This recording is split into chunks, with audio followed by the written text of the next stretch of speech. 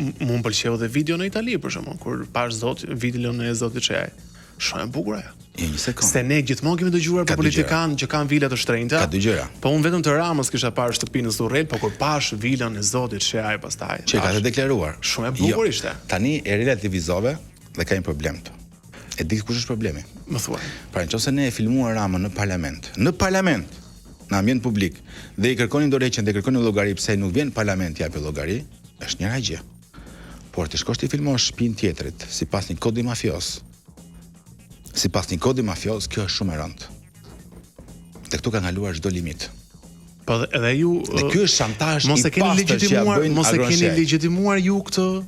Si kemi legjitimuar ne? Po ky është stalkerim. Më fal, ne po kërkojmë llogari. A nuk të shqetëson ty fakti që kryeministri nuk vjen kur në parlament, që duhet të vijë sepse ka detyrim kushtetues.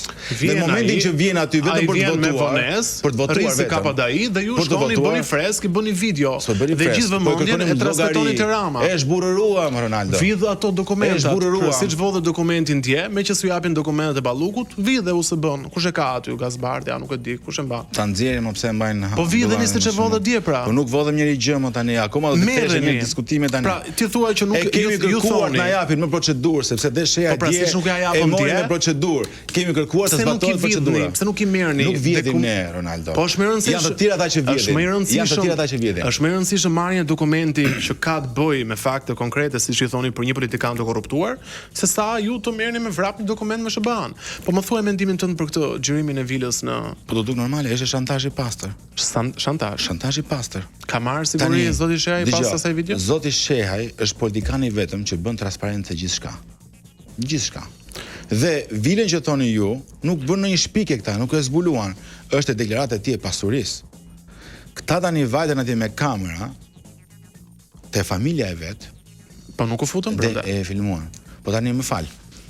Kur ti të filmon po dhe të shtëpia Ramës kanë pasur relevor. Kur ti nxjerr një sekond ndarka drejta në restorante, mos ke kuptojmë. Të nxjerr Rama kryeminist dhe mbrohet nga 500 bodyguard. Tani kur të filmon shtëpinë me Google Earth, tregon adresën, hyrja, kjo është dera. Ktu jeton familja e këtij, çfarë mesazhi I jep ti? Po ne kalojmë shantazh I pastër.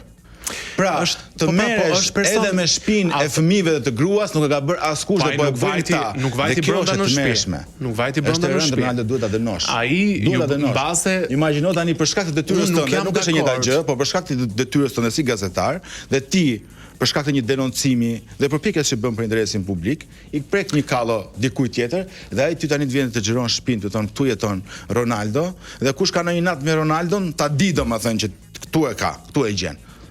Kjo nuk është normale pra. Kjo nuk është as pak shtetërore, as pak politike, kjo është kod mafios. A tha zoti Shehaj dje në parlament përmendi apartamentin e Taulant Ballas se ku jeton? Unë aty e mora vesh se ku jeton te Balla. Jo, nuk është e njëjta gjë. Si s'është e njëjta gjë? Po jo, po ta them, ta shpjegoj tani.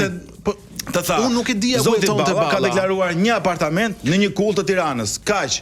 Kjo është çështë zyrtarisht në dokumentin e deklaratës së pasurisë. Po pra, po unë nuk ta nxori me video.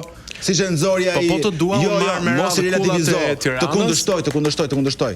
Është të lutem shumë mos I relativizo. A nisët luftën me video në fytyrë